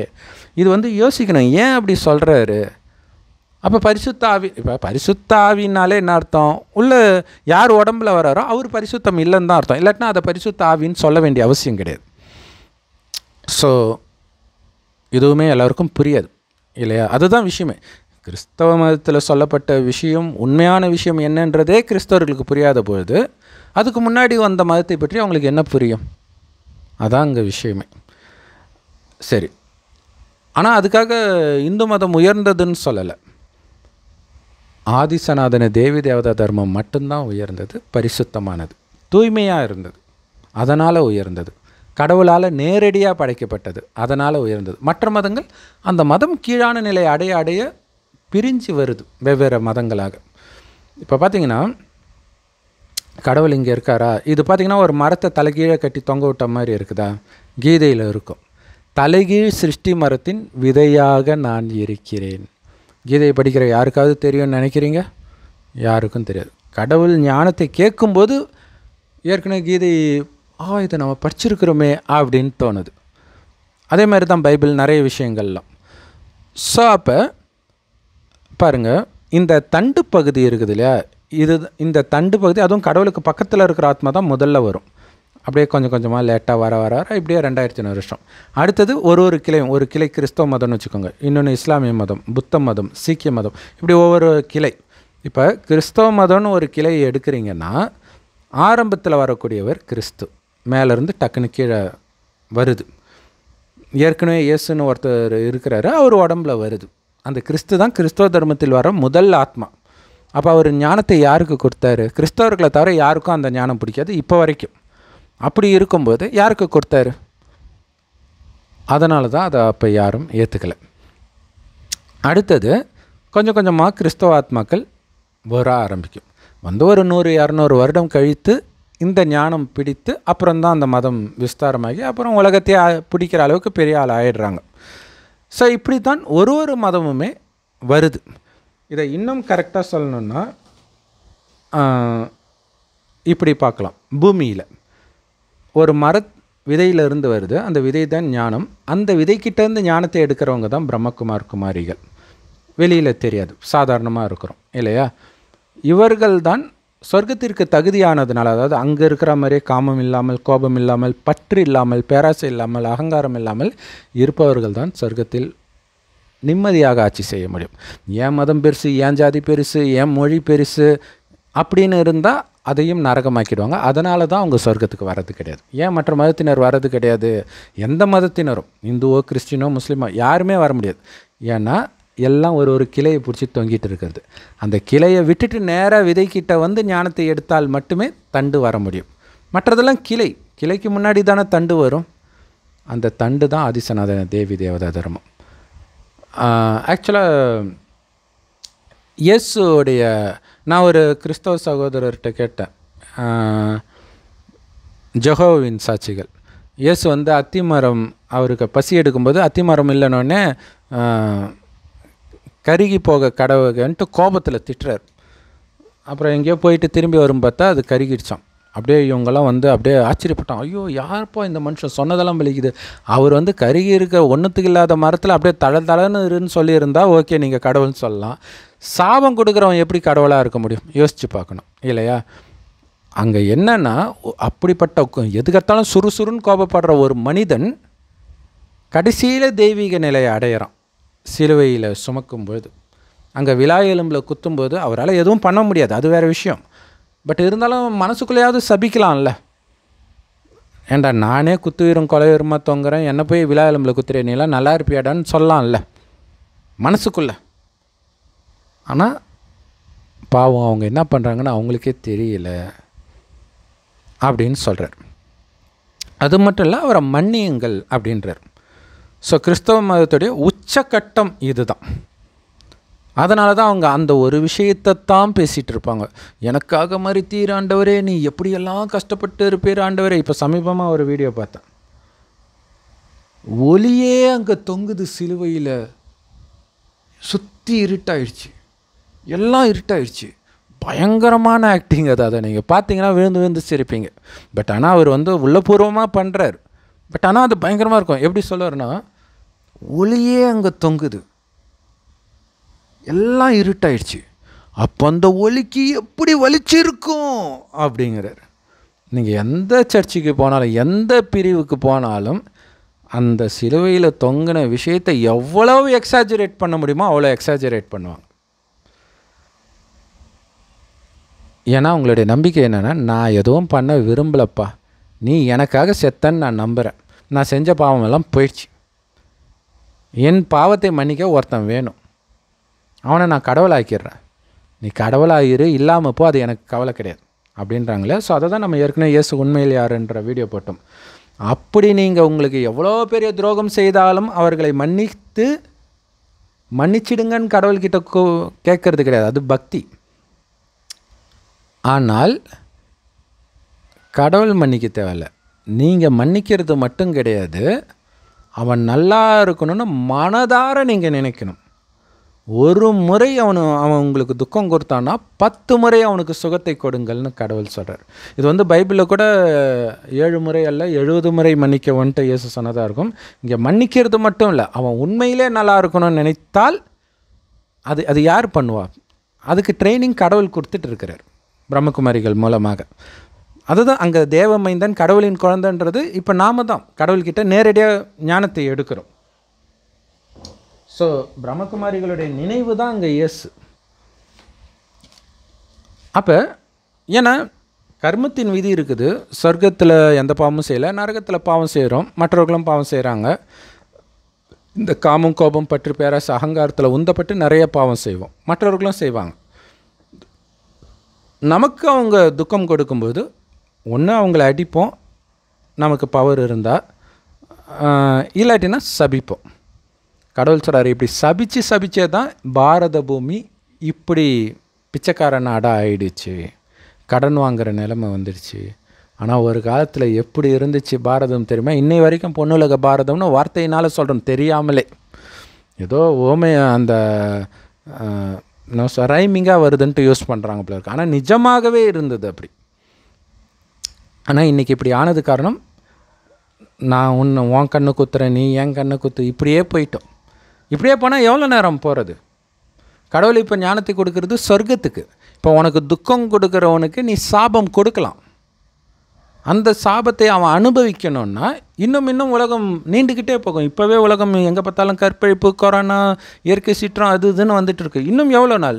உனக்கு சொர்க்கம் போகிறது முக்கியமா அல்லது உன்னுடைய எதிரி கஷ்டப்படுறது முக்கியமா? சொர்க்கத்தை விட அவன் கஷ்டப்படுறதை பார்க்குறது தான் உனக்கு பிடிச்சிருக்குதா? இல்லை. அப்போ நீ என்ன பண்ணணும் அப்படின்னா, இந்த நாடகத்தின்படி என்ன நடக்குமோ அதே தான் திரும்ப நடக்கும். 5000 வருஷத்துக்கு முன்னாடி இதே நாள், இதே நேரம், இதே வீடியோவை இதே அன்பு சகோதரர் அகத்தியன் அவர்களுக்காக நான் போட்டிருந்தால் தான் இப்போவும் போடுவோம். ஒவ்வொரு கல்பத்திலும் இந்த நாள் இதுதான் நடக்கும் துல்லியமாக. அப்போ இந்த ஞானத்தை நான் கடைசி 100 வருடம் தான் கொடுக்குறேன். ஆக்சுவலாக கடவுள் 90 வருஷம் முடிஞ்சிச்சு, இன்னும் 10 வருஷம் தான் இருக்குது. இந்த நேரத்தில் சொர்க்கத்திற்கு நீ தயாராகிட்டு இருக்கிற. அப்போ எவ்வளோ சீக்கிரம் இந்த நரகம் அழிந்து சொர்க்கமாகுதோ அந்த அளவுக்கு நல்லது. உனக்கு மட்டும் இல்லை, எல்லாருக்கும், எல்லா ஜீவராசிக்கும். எந்த ஜீவராசிக்கும் இன்றைக்கி உணவு கிடைக்க மாட்டேங்குது, பார்க்குறோம் நம்ம, இல்லையா? ஸோ அப்போ அந்த சொர்க்கத்திற்கு நீ மட்டும் போகலை, இந்த உலகத்தையே நீ மாற்றுற. ஏன்னா இதே பூமி தான் சொர்க்கமாக இருந்துச்சு. மதங்கள்லாம் எங்கேயோ இருக்குது. எங்கேயோ இருந்தால் எதுக்கு உலகம் அழியணும்? நீ பாட்டுக்கு சாவு, சொர்க்கத்துக்கு போ, பாவம் செஞ்சால் நரகத்துக்கு போ. அப்போ கடைசியில் உலகம் அழிந்த பிறகே கடவுள் வந்து எழுப்புவார், சொர்க்கமோ நரகமோ அப்புறம் தான் நிர்ணயிக்கப்படுது. அப்படின்னா இந்த பூமி அழிகிறதுக்கும் சொர்க்கத்துக்கும் சம்மந்தம் இருக்குதுன்னு தானே அர்த்தம், இல்லையா? அப்போ இதே பூமி மாறுறதுக்காக தான் அது நடக்குது. ஆனால் இதை நம்ம நம்மளா யோசிச்சோமா? யோசிக்கல. அப்புறம் இன்னொன்று சொல்ல மறந்துட்டேன். சொர்க்கத்தில் நாராயணன் சொன்னேன் இல்லையா? அவங்களுடைய குழந்தை தான் அடுத்த நாராயணன். அதாவது கிருஷ்ணர் முதல் நாராயணன், அடுத்த நாராயணன் அவங்களுக்கு பிறக்கிறவங்க, அதுக்கு அடுத்தது வாரிசு, அடுத்த தலைமுறை, இப்படி 8 நாராயணன் இருப்பாங்க. அங்கே ஆயுள் 150 வருடம் இருக்கும். 1250 வருடம், ஒரு யுகமும் 4 யுகம். அப்போ 8 நாராயணன் கல்யாணம் பண்ணுற வெவ்வேறு பெண்களைத்தான் 8 லக்ஷ்மிகள், அஷ்டலக்ஷ்மின்னு சொல்கிறோம். பக்தியில் இருக்குது அஷ்டலக்ஷ்மின்னு வார்த்தை, ஆனால் அஷ்டநாராயணன்னு இல்லை. ஆனால் நம்ம இதை யோசிக்கவே இல்லை, பார்த்தீங்களா? இதை தான் சொல்கிறது, நாமளாக அதை புரிஞ்சிக்கவே முடியாது. ரொம்ப சிம்பிளான விஷயம். ஆனால் ஏன்னா கடைசியில் வர ஆத்ம சக்தியை இழக்கும். இதுதான் முக்கியமான விஷயம். ஒருவேளை இங்கே இருக்கிறவங்களுக்கு, ஏன்னா இங்கே பக்தி ஸ்டார்ட் ஆகுது இல்லையா, அப்போ கூட ஸ்லைட்டாக தோணி இருக்கலாம், ஆனால் இப்போ தோணாது. ஸோ அதுதான் காரணம். சகோதரர் கேட்டார் இல்லை, நான் பேசுகிறது உனக்கு புரியுது, ஏன் நீ பேசுகிறது எனக்கு புரியல? ஏன்னா 5000 வருஷத்துக்கு முன்னாடி இருந்த அந்த பரிசுத்தமான உலகத்திற்கான ஞானத்தை கடவுளே கொடுக்குறார் பரிசுத்தமாகி. அப்படின்னா அந்த ஞானத்தை எப்படி நமக்கு புரியுதுன்றது ஆச்சரியம்தான். ஈஸியாக தான் புரியுது, பட் மற்றவர்களுக்கு புரியலன்னும் போதும், ஓ இது கஷ்டம் போல இருக்குது அப்படின்னு நமக்கு தோணுது ஆச்சரியமாக. அப்போ சமீபமாக தான் ஒரு ஆத்மா வருதுன்னா அந்த ஆத்மாவிற்கு சக்தி இல்லாதனால தான் லேட்டாகவே வருது இல்லையா? ஏன்னா இப்போ ஒரு மதத்துலையுமே இப்போ இந்து மதம் சொர்க்கத்தில் இருக்கிறவங்க அப்படியே இங்கே வரும்போது ஹிந்துன்னு சொல்லிக்கிறாங்க. ஆனால் சொர்க்கத்திலே ஆரம்பத்திலே எல்லாரும் வந்துட மாட்டாங்க. யார் 100% பக்காவாக காமம், கோபம், பற்று, பேராசை, அகங்காரம், ஏன் உடல்ன்ற உணர்வே இல்லாமல் நான் ஆத்மா, இன்னொருத்தரை பார்க்குறது பூர்வ மத்தியில் அந்த சகோதர ஆத்மாவைத்தான் நான் பார்க்குறேன், உடலே தெரியல, அந்த நிலை யார் அடையிறாங்களோ அவங்களுக்கு தான் நாராயணன் ஆக முடியும். அதனால தான் நாராயணனுக்கு பட்டை போடுவாங்க தெரியுமா, பெருசாக கண்ணை மறைக்கிற அளவுக்கு. ஏன்னா இந்த ஊனக்கண்ணால் பார்க்குறது அவருக்கு தெரியல. மாம்சமானவர்கள்னு பைபிளில் சொல்கிறாங்க இல்லையா, அந்த மாம்சம் அவங்க கண்ணுக்கு தெரியாது, உயிரோட்டமான ஆத்மா தான் தெரியுது இல்லை? நம்ம ஏன் அந்த 3 மதத்தையும் சேர்த்து இங்கே சொல்கிறோன்னா, இறைவனுடைய ஞானம் மட்டும்தான் எல்லாத்துலேயும் இருக்குதுன்றதுக்காக. அந்த விதைக்கிட்ட ஞானத்தை எடுத்தவர்களுக்கு தான் ஒவ்வொரு கல்பத்திலும் அது புரியுது, எடுக்காதவர்களுக்கு புரியல. ஆனால் அதுக்காக இவங்க எடுத்தே இருக்க மாட்டாங்கன்னு நம்மளால் சொல்ல முடியாது. எல்லா மதத்தை சார்ந்தவர்களும் இப்போ வருவாங்க, கிளையை விட்டுட்டு டக்குன்னு விதைக்கிட்ட ஞானத்தை எடுக்க ஆரம்பிச்சிடுவாங்க. எல்லோரும் எடுத்தே ஆகணும். என்ன ஒன்று, சீக்கிரமாக எடுத்தால் முயற்சி பண்ணிவிட்டு சொர்க்கத்துக்கு வருவோம், கடைசியில் எடுத்தே ஆகணும். ஏன்னா உலகம் அழியும்போது சுற்றி எல்லாம் தண்ணியாக இருக்குது, நெருப்பு பற்றிக்கிட்டு எரியுதுன்னா ஆத்மா எங்கே போகும்? பேயா அலையும், ஒருத்தர் உடம்புக்குள்ளே பூரும், ஒரு 50-60 ஆத்மா பூரம். இது இல்லாமல் பூர முடியாமல் வெளியிலையும் சுற்றிட்டு இருக்கும். ஆனால் வெளியில் இருந்தாலும் இன்னொருத்தர் உடம்புல இருந்தாலும், ஒரிஜினலாக ஒருத்தர் உடம்புல இருந்துச்சு இல்லையா இதுக்கு முன்னாடி அவருடைய உடம்புல, அப்போ என்ன குணம் இருந்துச்சோ அதே குணம் தான் இருக்கும். எப்படி நமக்கு உடம்பு இருந்தால் அந்த பயம் இருக்குது, எல்லாமே இருக்குதோ அதே தான் இருக்கும். அப்போ சுற்றி தண்ணியாக இருக்கும்போது எப்படி இருக்கும்? இப்போ பாலஸ்தீன், உக்ரைன் இங்கெல்லாம் சண்டை, கொலை அதெல்லாம் நடக்குது அப்படின்னா, இப்போ அங்கே மக்கள் இருக்கிறாங்க, பேயாக சுற்றிட்டு இருப்பாங்கன்னு வச்சுக்கோங்க. அங்கே மக்களே இல்லாத நிலை வரும்போது எல்லாம் வேறு எங்கே மக்கள் இருக்கிறாங்களோ அந்த நாட்டுக்கு வந்துடுவாங்க. ஏன்னா தனியாக இருக்க அது பயப்படும். ஸோ எல்லா நாட்டில் இருக்கிற ஆத்மாவும் இந்தியாவுக்கு வந்தே தீரும். எல்லா நாட்டிலையுமே இறைவனுடைய ஞானமும் கொடுக்குறாங்க. பட் இல்லாதவர்கள் வா இந்தியாவுக்கே வா வந்துடுவாங்க. ஸோ அப்போ இங்கே தான் ஞானம் திரும்புகிற பக்கம்லாம் நடக்கும். தியேட்டரு, சினிமா மண்டபம், சர்ச்சு, கோயில், மசூதி எல்லாத்துலேயும் இந்த ஞானம் மட்டுமே கிடைக்கும். ஏன்னா எல்லாருக்கும் தெரிஞ்சிடும். ஏன்னா எல்லா மதமும் வெட்டு குத்துன்னு இருப்பாங்க. அப்போ இறைவனுடைய ஞானத்தில் இருக்கிறவங்களுக்கு கடவுள் சில அற்புதங்கள் பண்ணி, குறிப்பாக அந்த காட்சி எல்லாம் காட்டி, இப்போ உதாரணத்துக்கு ஒரு கிறிஸ்தவர் வராரு, கடைசியில் உலகழிவின் டைம் சொல்கிறேன், அப்படி என்கிட்ட வரும்போது டக்குன்னு நான் இயேசுவா தெரிஞ்சால் அவருக்கு எப்படி இருக்கும்? அவர் ஒரு கற்பனையில் இருப்பார் இல்லையா? அமெரிக்காக்காரனுடைய இயேசு ஒரு மாதிரி இருப்பார், இந்தியாக்காரனுடைய இயேசு ஒரு மாதிரி இருப்பார். பட் அவன் எப்படி வச்சுருக்கிறானோ அதே மாதிரியே தெரியும். அப்போ அப்படியே சரண்டர் ஆகிடுவாங்க. அப்போ இறைவனை நட்சத்திரம் மாதிரி நினைங்கன்னு சொல்லுவோம், அவ்வளோதான். ஸோ இப்படி கடைசியில் அப்படி நினைத்தால்தான் ஆத்மா மேலேயே போகும். இறைவன் இருக்கிற செம்பொன் நிறமான ஒளி உலகத்தில் நட்சத்திரம் மாதிரி, செவ்வானத்தில் நட்சத்திரம் மாதிரி கடவுளை நினைங்க அப்படின்னு சொல்லுவோம். நிறைய இது காட்சியே கிடைக்கும். அது ஆழமான ரகசியம், பார்க்க உங்களுக்கு புரியும். ஏன்னா இதுவே புரியுறது கஷ்டம்னும் போது ஆழமான விஷயம் டக்குன்னு புரியாது, அதுக்கு இன்னும் குழப்பத்தை கொடுக்குற மாதிரி இருக்கும். ஸோ இப்போ இறைவன் சொல்கிறார், ஆத்மான்னு என் ஒருவனின் நினைவில் இருக்க நீங்கள் தூய்மையாவீங்க. எந்த அளவுக்கு தூய்மையாக வரீங்களோ அந்த அளவுக்கு சொர்க்கத்தின் ஆரம்பத்திலே வரீங்களா, கொஞ்சம் லேட்டாக வரீங்களா, இன்னும் லேட்டாக வரீங்களா, பாதியில் வரீங்களா அல்லது கடைசியில் வரீங்களான்றது நிர்ணயிக்கப்படுது ஞானத்தை எடுப்பவர்களுக்கு. எடுக்காதவர்கள் இதே பூமி நரகம் ஆன பிறகு வருவாங்க, அது வரைக்கும் மேலே இருப்பாங்க. ஸோ போன கல்பத்தில் எப்போ வந்தாங்களோ அப்போ தான் வருவாங்க. இப்போ இயேசு வந்தார்னா கிறிஸ்தவ ஆத்மா எல்லாம் வராது, அதுவே 1-2 தான் வரும். இயேசு வரும்போது உலகம் நல்லா தான் இருக்கும், ரொம்பவே நல்லா இருக்கும். அப்போ தான் பாவம் செய்வாங்க, தண்டனை கிடைக்காது. இப்போ இயேசு சிலுவையில் அரைஞ்சாங்க, வாய்ப்பே கிடையாது இல்லையா? இப்போ வேணால் அந்த மாதிரி மோசமாக இருக்கும் உலகம், காசுக்காக என்னென்னமோ பண்ணுறதெல்லாம். அது அப்போ உண்மையில் நடந்தது கிடையாது. அது மட்டும் இல்லை, ராமாயணம், மகாபாரதம் இனிதான் நடக்க போகுது எல்லாம். இப்போ வீட்டுக்கு வீடு ராமாயணம்னு சும்மாவே சொல்லுவாங்க, உண்மை தானே? திரும்புகிற பக்கம்லாம் சொத்து பிரச்சனை, அங்கே சொத்தை தானே பிடிங்கி ராமரை துரத்துறாங்க, சிரிச்சுக்கிட்டே போகிறார் இல்லையா? அங்கே அவர் பாஸ் ஆகிட்டார், சிரிச்சுக்கிட்டே போகிறாரு. எல்லாருமே பார்த்திங்கன்னா காட்டில் தானே போகிறாங்க, காட்டுக்கு போகிறாங்கனால என்ன அர்த்தம், எல்லாத்தையும் விட்டுட்டு தான் போகிறாங்க. ஸோ அப்படி அனைத்தையும் இழந்தீங்கன்னா தான் சொர்க்கத்துக்கு போவீங்கன்றது தான் நீங்கள் எந்த மதத்தை எடுத்தாலும் அதில் உள்ள கோர் மெசேஜாக இருக்கும். ஆனால் மதங்களில் உருவாக்குறதே சாத்தான் தான். ஏன்னா மதங்களுடைய வேலையே மனிதனை அலைய வைக்கிறது தான், சாத்தானுடைய வேலை அதுதான். ஏற்கனவே ஒரு நம்பிக்கை இருக்குது, மனிதர்கள் ஒற்றுமையாக இருக்கிறாங்க. அப்போ புதுசாக ஒரு நம்பிக்கை எடுத்துகிட்டு வரேன்னா அவங்க அடிச்சிக்கிறதுக்கு தானே அது. ஸோ அதை தான் சாத்தான் ஜாலியாக ஜோராக ஒவ்வொருத்தனும் ஒவ்வொரு மதத்துக்கான நீ தான் உயர்ந்தோம், நீ தான் பயங்கரம். இதில் காமெடி என்னன்னா, லேட்டாக வரவங்க சக்தி கம்மியாக இருப்பாங்க, ஆனால் லேட்டாக வரவங்களாம் அதுக்கு முன்னாடி இருக்கிறவங்களோட நாங்கள் உயர்ந்தோம், அங்கெல்லாம் ரொம்ப மூட நம்பிக்கை அப்படின்வாங்க. சாத்தான் உழுந்து சிரிச்சிட்டு இருப்பான். ஸோ இந்து மதமே பார்த்திங்கன்னா சாத்தானுடைய படைப்பு தான். ஆதிசனாதன தேவி தேவதா தர்மம் மட்டும்தான் கடவுளுடைய படைப்பு. எப்போ அவன் காமத்தில் விழுந்துட்டானோ அப்போ அவன் இந்து ஆகிட்டான். எப்போ கறிமீன் சாப்பிட ஆரம்பிச்சிட்டானோ கறிமீன் சாப்பிடக்கூடிய மதமாக மாறிட்டான். ஸோ அதே மாதிரி ஒவ்வொரு தப்பும், ஏன்னா பின்னாடி வர வர பார்த்திங்கன்னா தப்புகள் அதிகமாகிட்டே இருக்கும் மனிதர்கள்கிட்ட. இப்போ எல்லாத்தையும் விட்டுட்டு பரிசுத்தமாகுங்கள். அதுக்கு என்ன பண்ணணும்? உன் உடல் உட்பட அனைத்தையும் மறந்த ஆத்மான்னு வந்து ஆத்மாவின் தந்தையை தவிர எனக்கு யாரும் இல்லைன்ட்டு அவரை மட்டும் நீ நினைவு பண்ணிக்கிட்டு எல்லா காரியமும் பண்ணலாம். குடும்பத்தை பார்த்துக்கலாம், எல்லாம் பண்ணலாம். குடும்பத்தை விட்டுட்டு போகிறது கிடையாது. ஆனால் அந்த குடும்பத்தில் இருப்பவர்கள் என்னுடைய இந்த உறவு கிடையாது, வெறும் சகோதர ஆத்மா மட்டுமே. ஆனால் உடலின் சம்பந்தத்தினால உங்கள் மனைவி குழந்தையெல்லாம் நீங்கள் தான் பார்த்துக்கணும். ஆனால் சகோதரன் அவ்வளோதான். ரோட்டில் போகிறவன் எப்படி சகோதரனோ இவங்களும் சகோதர ஆத்மா தான். ஏன் இப்படி நினைக்கணும்? ஏன்னா உலகம் அழிய போகுது, எல்லாம் அழிய போகிறாங்க. யார் முன்னாடி போவாங்க யார் பின்னாடி போவாங்கன்னு தெரியாது. ஒன்று.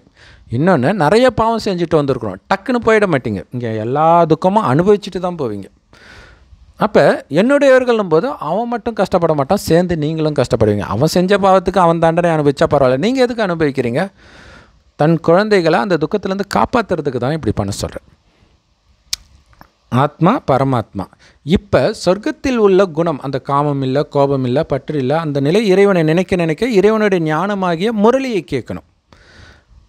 இந்த பிரம்மாவாய் வழியாக இறைவன் கொடுக்குற ஞானத்தை தான் அனைத்து பிரம்மகுமாரிகள் ராஜயோக தியான நிலையத்திலும் முற்றிலும் இலவசமாக கொடுக்கப்படுது. இலவசம் இல்லையா? ஜான் ஜபராஜ் ஃபங்க்ஷனுக்கு போனீங்கன்னா 2000 ரூபாய். அங்கே என்ன கிடைக்குது 2000 ரூபாய்க்கு? ஜென்ரலாக போய் டான்ஸ் ஆடுற மாதிரி அங்கேயும் போய் டான்ஸ் ஆடிட்டு வர்றது. சொர்க்கமாக போயிடுவீங்க டான்ஸ் ஆடினா. ஸோ இங்கே உடம்பில் இல்லை, சிவனை வந்து நடராஜர் பரதநாட்டியத்துடைய தலைவன் அப்படி இப்படிலாம் சொல்லுவாங்க. அவருக்கு உடம்பே கிடையாது, அவர் எங்கே பரதநாட்டியம் ஆடப்போகிறார்? அந்த உடம்போட ஒருத்தர் கழுத்தில் பாம்பு போட்டிருக்கார் இல்லையா, அது சிவன் கிடையாது, சங்கர். அப்படி ஒருத்தர் கிடையாது. மனிதர்கள் கடவுளுக்கு மனித உருவம் கொடுக்கறதுனால அந்த மாதிரி காட்சியை அவர் காட்டுவார் பக்தியில், அவ்வளோதான். மற்றபடி கடவுள் கண்ணுக்கு தெரியாத ஒளிப்புள்ளி. அவர் வந்தாலும் யாருக்கும் தெரியாது. ஒரு வேளை நட்சத்திரம் மாதிரியே தெரிஞ்சால் கூட இவங்களுக்கு என்ன புரியும்? ஒன்றும் புரியாது. ஸோ அப்போ கடவுளை அவர் பேசுகிற ஞானத்தை வச்சு தான் கண்டுபிடிக்கிறோம். அதனால தான் ஆதியில் வார்த்தை இருந்தது, வார்த்தையே தேவனாக இருந்ததுன்ட்டு வருது இல்லையா? ஏன்னா அதை வைத்து அப்படி இருக்கிறார். ஆனால் இவங்க என்ன பண்ணாங்க, ஓமு தான் அது நிறைய பேர் பிஸ்னஸ்க்காக சொல்லி நம்ப வச்சுட்டாங்க. ஓமு அதை தான் அவங்க ஆமேன்றாங்க, இவங்க அம்மீன்றாங்க. இங்கே கடவுளை நினைக்கணும். அவர் தான் எனக்கு சொர்க்கத்தை கொடுத்தார், அதோடைய மிச்சத்தை தான் இப்போ வரைக்கும் அனுபவிச்சுட்டு இருக்கிறோம். அனைத்தையும் இழக்கிற நேரத்தில் மீண்டும் அனைத்தையும் திருப்பி கொடுக்கறதுக்கு வராரு. அதே மாதிரி பரிசுத்தமானால் நீ அடைவ. பரிசுத்தமாகிறதுக்கு என்னை மட்டும் நினைவு செய், அழியக்கூடிய உடலை நினைக்காத. மற்றவர்களை பார்க்குறீங்க அப்படின்னா பூர்வ மத்தியில் இருக்கிற அந்த ஆத்மாவை மட்டும்தான் பார்க்கணும். எடுத்தோடனே வராது, முயற்சி பண்ணிக்கிட்டே இருக்கணும். அதனால தான் இந்துக்கள் அங்கே பொட்டு வைக்கிறாங்க. ஸோ இறைவன் நினைவிலே இருந்து நீங்கள் வரீங்க. இப்போ பார்த்தீங்கன்னா சொர்க்கத்துலேயும் ராஜாவுக்கு பிறக்கிறவன் தான் ராஜாவாக இருப்பான். அதே மாதிரி ஒவ்வொரு வேலை செய்கிறவங்க அந்த வேலையை தான் அவங்க குழந்தைங்க பண்ணுவாங்க. ஆனால் யாரையும் அந்த என்ன சொல்கிறது, ஒடுக்கிறது இந்த மாதிரி வேலையெல்லாம் இருக்காது. எப்படி இருக்குன்னா, ராஜா ராணி வந்து பிரஜைகளை தன்னுடைய குழந்தைகள் மாதிரியே பார்த்துக்குவாங்க. பிரஜைகளும் ராஜா ராணியை தாய் தந்தையாகத்தான் பார்ப்பார்கள். அப்படித்தான் சொர்க்கம் இருந்தது. அப்போ பிரச்சனை எப்போ வருதுன்னா, அப்படின்னா என்ன, அது ஒரு ஜாதி தானே இல்லை? ஆண்டவனுடைய, அதாவது ராஜாவுடைய குழந்தை ராஜா ஆகிறதுனா அப்போ அது ஒரு ஜாதி. அடுத்தது ஒரு வேலை செய்கிறவனோ அதே தான் செஞ்சுட்டு வரோன்னா அது ஒரு ஜாதி. அந்த ஜாதின்ற பேர் வேணால் அங்கே இல்லாமல் இருக்கலாம், ஆனால் அந்த பிரிவு இருக்க தானே செய்யுது. அதை தான் நம்ம சொல்கிறோம். அது எப்படி தப்புன்னு நம்ம சொல்ல முடியும்? இப்போ நீங்கள் ஆஃபீஸ்க்கு போகிறீங்க, அதுவும் ஜாதி தான் இல்லையா? அங்கே பிறப்புனால வருது, இப்போ பிறப்புனால வரல. அந்த பிறப்புனால அந்த வேலை செய்கிறவங்க அந்த வேலையை செஞ்சாங்க. இப்போ அந்த வேலையை யார் செய்கிறாங்களோ அவங்க அந்த ஜாதி மாதிரி தானே இல்லையா? இப்போ மேனேஜரும் அந்த ஆஃபீஸில் இருக்கக்கூடிய செக்யூரிட்டியும் ஒன்றா உட்காந்து சாப்பிடுவாங்களா? அவங்கவுங்க இதனால் அவங்கள அவமானப்படுத்துகிறாங்கன்னு அர்த்தம் கிடையாது. அவருக்குன்னு ஒரு ரூம் இருக்குது, அவர் அங்கே சாப்பிட போகிறார். வேணால் ஹோட்டலில் போய் வேணால் தனியாக சாப்பிட்லாம். ஸோ பெரும்பாலும் அதையும் பண்ண மாட்டாங்க, ஒரு டிஸ்டன்ஸ் மெயின்டைன் பண்ணுவாங்க. ஸோ அது ரைட்டு தப்பு அப்படின்ட்டு நம்ம போகலை. ஆனால் அந்த பிரிவு இருக்க தானே செய்யுது. ஆனால் அந்த பதவியை துஷ்பிரயோகம் பண்ணுறதுன்னு ஒன்று இருக்குது இல்லையா? நான் கெத்து காட்டுறேன் பாரு, என்ன பதவி பாரு அப்படின்ட்டு. இப்போ கூட சமீபமாக ஒரு சகோதரி தற்கொலை பண்ணிட்டாங்கன்னு நினைக்கிறேன். வேலையை விட்டு தூக்கிட்டாங்க, செக்யூரிட்டி வேலையை விட்டு அப்படின்ட்டு. ஆண்கள் தான் வேலைக்கு வேணும்ன்ட்டு நியூஸில் வந்தது. ஸோ எதுவுமே நம்ம சகோதரர் அகத்தியன் சொல்கிற மாதிரி கடவுள் ஏதோ ஒரு காரணத்துக்காக அனுமதிக்கிறார். அதுதான் கரெக்டானதும் கூட. ஏன்னா கடவுள் சொல்கிறார், இந்த 5000 வருடத்தில் என்ன நடக்குதோ அதே தான் திரும்ப திரும்ப நடக்குது, அதனால் இதை ஒரு நாடகம்ன்றாரு. இந்த நாடகத்தில் பதிவானது தான் நடக்குது, அனைத்திலும் நன்மை இருக்குன்றார். அப்போ இங்கே அந்த ஜாதி இருந்தது, அப்போல்லாம் நல்லா தான் ஒரு 2-3 தலைமுறை அந்த தாத்தா காலத்தில் இருந்தவங்க அவங்களுடைய அப்பா அம்மா அவங்களுடைய தாத்தாவை பற்றி சொல்லும்போது அவங்க சொல்லியிருப்பாங்க, பணக்காரராக இருந்தால் எப்படி இருந்தாங்க அப்படின்ட்டு. அதே மாதிரி அவங்க வீட்டில் வேலை செய்கிறவங்க அவங்க குழந்தைங்க அப்படியே வேலை செய்வாங்க, ஆனால் அவ்வளோ அன்பாக பார்த்துக்குவாங்க. கொஞ்சம் கொஞ்சமாக மனிதனுடைய குணம் மோசமாகுது பார்த்தீங்களா? அப்போ தான் அவன் மோசமாக நடந்துக்கிறது, பாலியல் அத்துமீறல். அப்போ என்ன ஆகுது? அதுக்கான தண்டனை என்ன ஆகுது? இப்போ அவன் காசு கொடுத்தாலும் வேலைக்காரங்க குறிப்பாக வெளிநாடுகள்லாம் கிடைக்கவே மாட்டாங்க. இங்கேயும் அப்படி தான் ஆயிடுச்சு. அப்படியே அதுக்கு ரொம்ப காசு கொடுக்க வேண்டியதாக இருக்குது. அப்படியே கொடுத்தாலும் அந்த திருடுறது இந்த மாதிரி வேலையை செய்கிறதெல்லாம் இப்போ அதிகமாகிடுச்சு. ஸோ அது தண்டனை இல்லையா? தண்டனைன்னா என்ன? முதலாளியுடைய குணம் மோசமாகுதுன்னா கீழே இருக்கிறவங்க குணமும் மோசமாகுது. ஏன்னா ஒரே டைமில் எல்லோரும் மோசமாக பாவிகளாக ஆகிட்டு இருக்கிறோம். இப்போ பரிசுத்தமாகிற வேலையை விட்டுட்டு நரகத்தில் இது மோசமாக இருக்குதுன்றதுனால என்ன நன்மை? ஆமாம், இது மோசமாக இருக்குது, இது ஜெயிலிருந்து தப்பிச்சு சொர்க்கத்துக்கு வர்றதுக்கான வழியை சொல்லணுமே. ஸோ அப்படிப்பட்ட புனிதமான சேவையை செய்கிறத விட்டு எதுக்கு பிரதர் நீங்கள் இந்த ஜாதி இதுன்ட்டு இது போராளிகள் பண்ணுவாங்க, நாட்டுக்குள்ளே குழப்பத்தை ஏற்படுத்துகிறவங்க பண்ணுவாங்க. அதை எதுக்கு நீங்கள் பண்ணணும் இல்லையா? இப்போ கருப்பாக இருக்கிறான் வெள்ளையாக இருக்கிறான் அது ஒரு பிரிவு தானே. அது பணக்காரனாக இருக்கிறான் ஏழையாக இருக்கிறான் அது ஒரு பிரிவு தானே. அது பிரச்சனை கிடையாது. எப்போ பணக்காரனாக இருக்கிறவன் ஏழையாக இருக்கிறவனை போட்டு அடிக்கிறானோ அப்போ தான் அது பிரச்சனை. அது ரிவர்ஸாகவும் நடக்கும். இது நரகம். அதனால் இதில் இருந்தெல்லாம் விலகி இப்போ இதில் மாற்றுறீங்க பார்த்தீங்களா? இதுதான் சக்கர வியூகம்னு சொல்லப்படுறது. மகாபாரதத்தில் அர்ஜுனனுடைய மகனை சக்கர வியூகத்தில் வச்சு கொண்டுடுவாங்க. கொலை பண்ணுற விஷயம் கிடையாது, நாம் மாட்டிக்கிறோம். சொர்க்கத்தை நோக்கி போகும்போது வெளி உலக விஷயத்தில் நீங்கள் சிக்கினீங்கன்னா மாட்டிக்குவீங்க. சொர்க்கத்துக்கு போகிறதுக்கு உங்களுக்கு டைம், ஒரு குறிப்பிட்ட டைம் இருக்குது, அதுக்குள்ளே நீங்கள் போயிடணும். இல்லாட்டினா நீங்கள் எது வரைக்கும் போனீங்களோ அங்கேயே நின்ற வேண்டியதுதான்.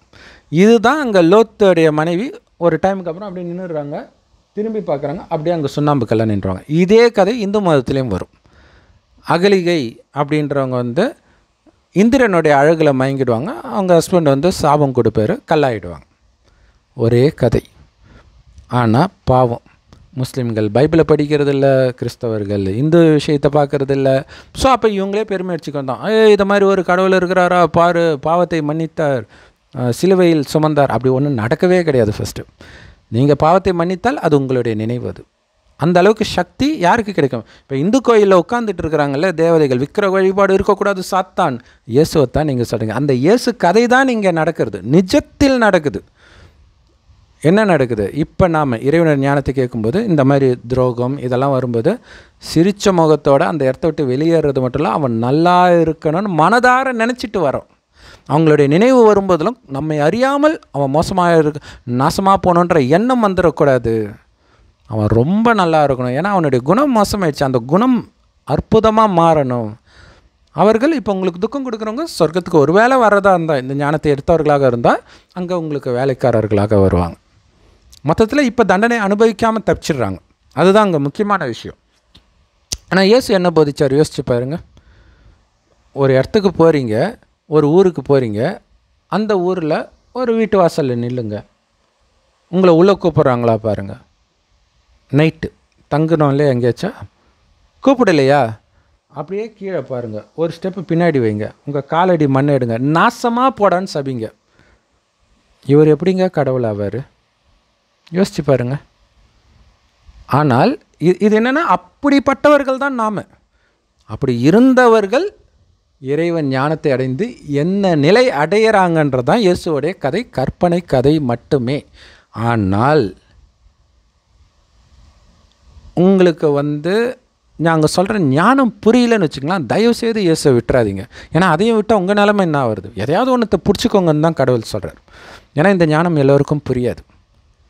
இப்போ சகோதரர் அகத்தியன் அவர்களுக்கு புரிஞ்சிடுச்சுன்னு வச்சுக்கலாம், அவரால் கம்முனே இருக்க முடியாது. ஏன்னா அவருக்கு அப்படி ஒரு தனக்கு தெரிந்த உண்மையை உலகத்துக்கு சொல்லணும் அப்படின்ற ஒரு தாகம் கொண்டவர். ஸோ அவருக்கு புரியணுன்றதுக்காக தான் இவ்வளவும் சொல்கிறோம். பட் புரியுமான்னு எனக்கு தெரியாது. பட் புரிஞ்சிடுச்சு அப்படின்னா அவர் மூலமாக மிகப்பெரிய அற்புதம் நடக்கும்.